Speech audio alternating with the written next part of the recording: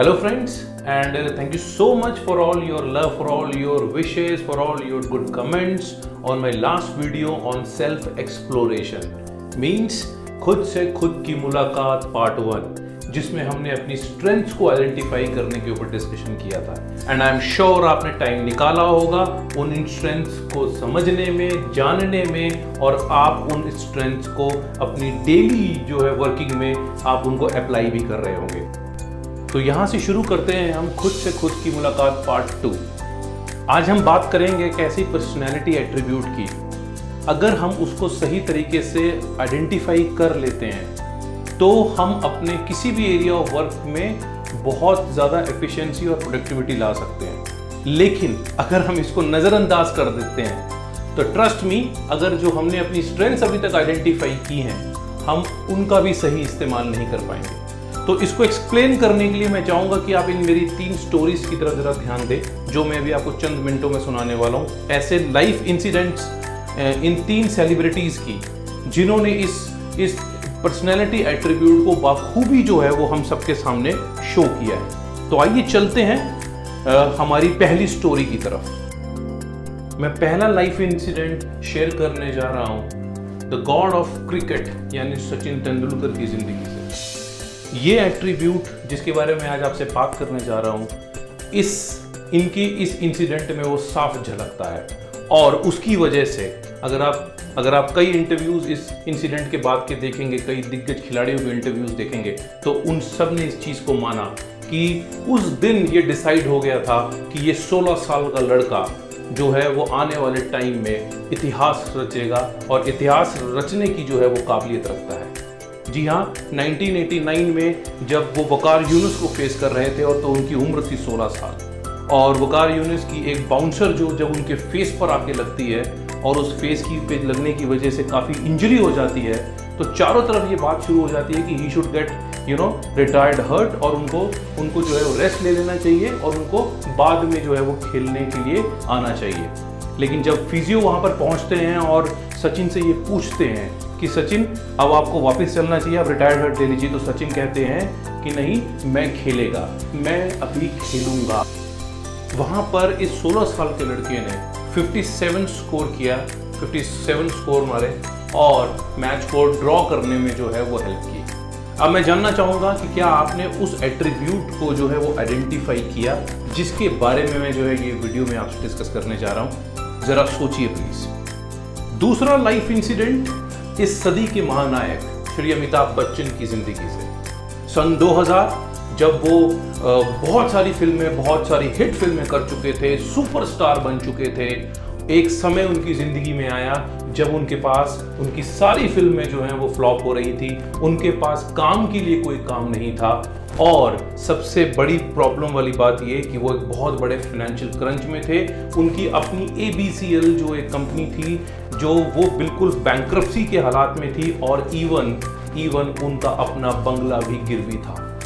उस समय उन्होंने जाकर खुद यश चोपड़ा से जो कि एक बहुत बड़े डायरेक्टर थे, आप जानते ही हैं, उनसे जो है वो काम मांगा और दोबारा से अपनी जर्नी जो है वो लाइफ की शुरुआत की। तो और आज वो किस मुकाम पे हैं वो हम सब जानते हैं।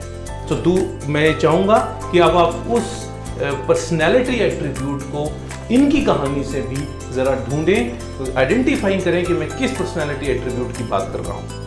तीसरी शख्सियत जिनके बारे में मैं आपसे डिस्कस करने जा रहा हूँ वो है मिस्टर श्रीकांत भोला, जो कि जन्म से ही ब्लाइंड है, लेकिन आज एक सक्सेसफुल इंडस्ट्रियलिस्ट है।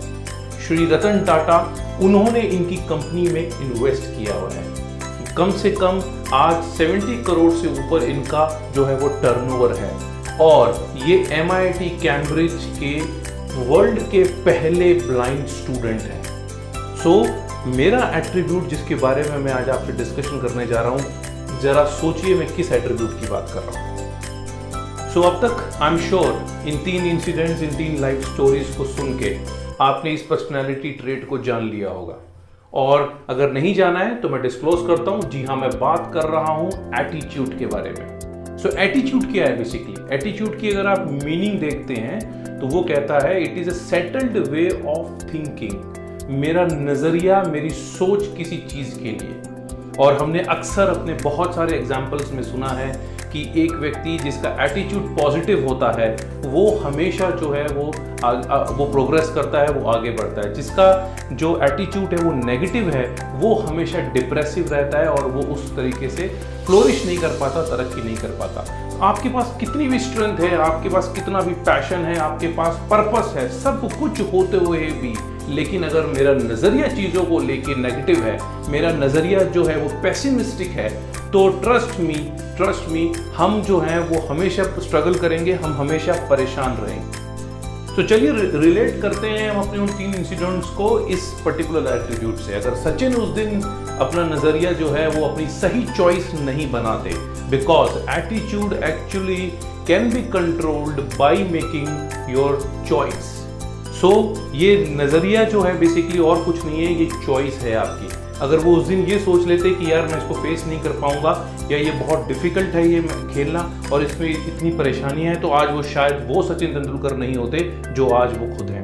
अगर अमिताभ बच्चन ये सोचते कि नहीं यार माय करियर इज गॉन, अब कुछ नहीं हो सकता, मेरी एज भी हो चुकी है और मैं आगे उसको नहीं बढ़ा सकता, तो अगर वो अपने एटीट्यूड को अगर वो पॉजिटिव नहीं रखते तो वो यश चोपड़ा के पास जाके बात नहीं करते कि मुझको काम चाहिए।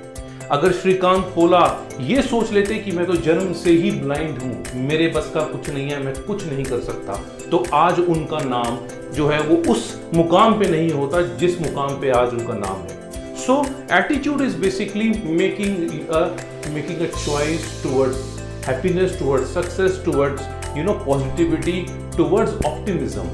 कि मेरा नज़रिया अगर पॉजिटिव है और प्रोग्रेसिव है तो मुझे आगे बढ़ने से कोई नहीं रोक सकता, अपने लाइफ को सही तरीके से जीने से कोई नहीं रोक सकता। सो चंद मिनट निकाल के ज़रूर आप अपने इस नज़रिए को चेक कीजिए कि आप कभी ऐसी सिचुएशन जहां पर पॉजिटिव रहना मुश्किल हो, क्या मैं वहां पर होपफुल रहता हूं एटलीस्ट, वहां पर मैं ऑप्टिमिस्टिक रहता हूं एटलीस्ट, क्या मैं फ्यूचर के बारे में प्रोग्रेसिव थॉट रखता हूं, क्योंकि ये जानना अपने आप से बहुत ज़्यादा इम्पॉर्टेंट है।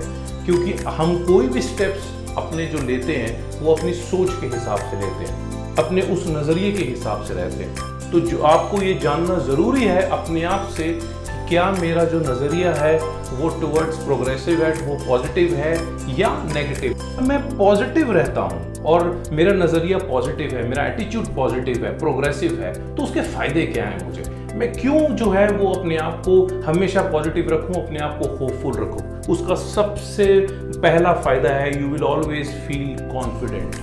आप हमेशा जो है वो कॉन्फिडेंट फील करेंगे, आपकी सेल्फ एस्टीम जो है हमेशा हाई रहेगी, आपका अपने आप पे विश्वास रहेगा कि यार ये मैं काम कर सकता हूँ, आज सिचुएशन कुछ भी हो लेकिन मेरे सपने बड़े हैं, मेरे ड्रीम्स बड़े हैं, मेरे को आगे फ्यूचर दिख रहा है और मैं वहाँ तक पहुँच सकता हूँ। ऐसे व्यक्ति हमेशा जो है ना वो रिजल्ट्स की बात ना, वो बेसिकली क्या है वो प्रॉब्लम को ज़्यादा डिस्कस नहीं करते। ऐसे लोग जिनका एटीट्यूड पॉजिटिव होता है वो हमेशा सोल्यूशंस के बारे में बात करते हैं, हमेशा अपॉर्चुनिटीज़ के बारे में बात करते हैं, क्योंकि हर एक प्रॉब्लम, हर एक जो है वो सिचुएशन अपने साथ कोई ना कोई अपॉर्चुनिटी लेके ज़रूर आती है। ऐसे लोगों की जो स्ट्रेंथ होती है दे नेवर गिव अप, और ये सारी बातें ज़रूरी हैं आगे बढ़ने के लिए।